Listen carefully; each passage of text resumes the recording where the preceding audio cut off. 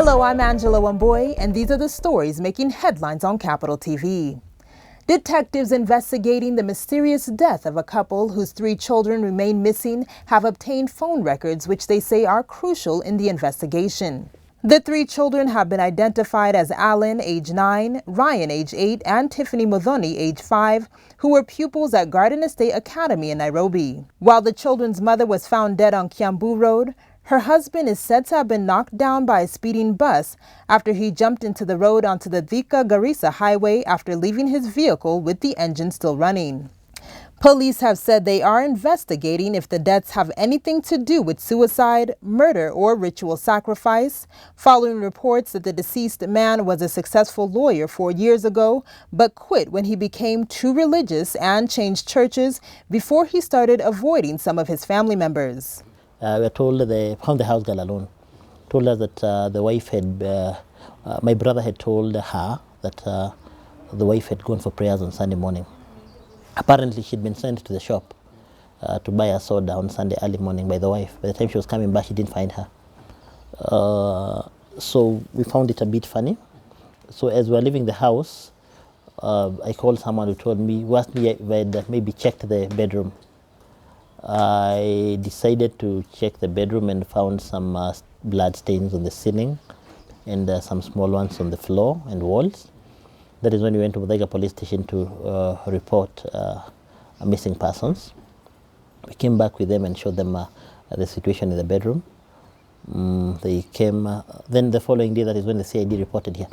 We did not know that as we were looking for Paul Magu here and the wife, that he had been apparently hit by a bus on the Thika-Garissa road on that Wednesday morning, 45 minutes after he left home. Nazigi Saco has moved to court to challenge the suspension of their license for 243 buses after 2 of their crew members were charged for stripping a woman in Githurai.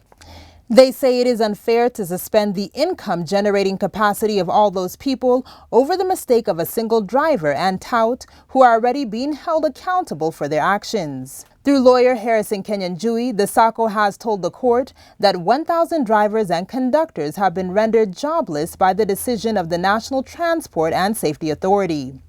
They are seeking orders to have the traffic police stop from impounding their vehicles, besides releasing those already detained, even as Transport Cabinet Secretary Michael Kamau insists they must be held accountable. We are holding discussions with them. They came to the office. I really wanted to get the inside story.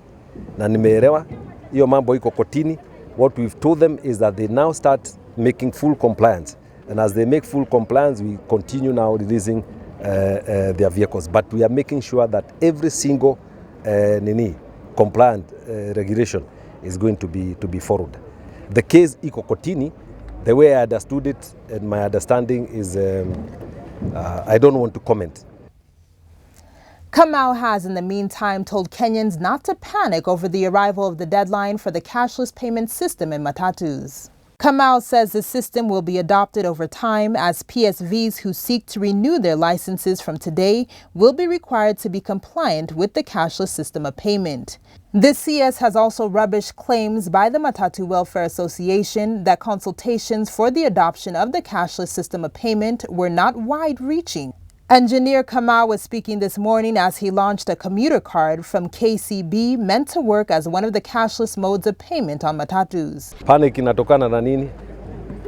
Na wamekuwa wakisafiri maisha hii yote.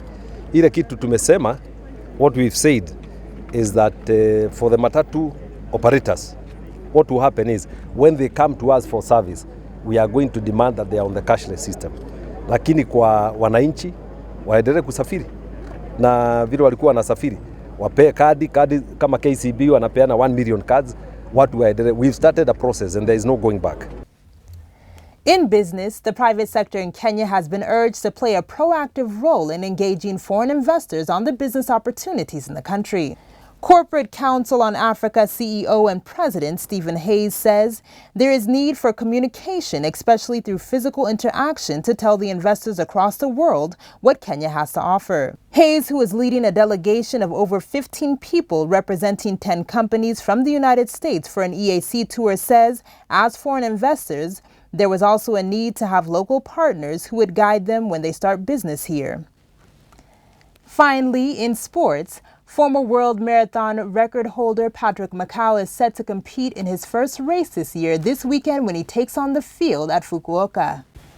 Injuries have blighted the 29-year-old's progress, finishing 11th at last year's London Marathon on his last outing over the ultimate distance. Magu ran the 2 hours, 3 minutes and 38 seconds in the Berlin Marathon in 2011 to break the world record that has since been bettered twice at the same course by Wilson Kipsang, Dennis Kimetto in successive years. And that's a wrap-up of the day's top stories. I've been your host, Angela Wambui. For more on these and other stories, log on to www.capitalfm.co.ke/TV.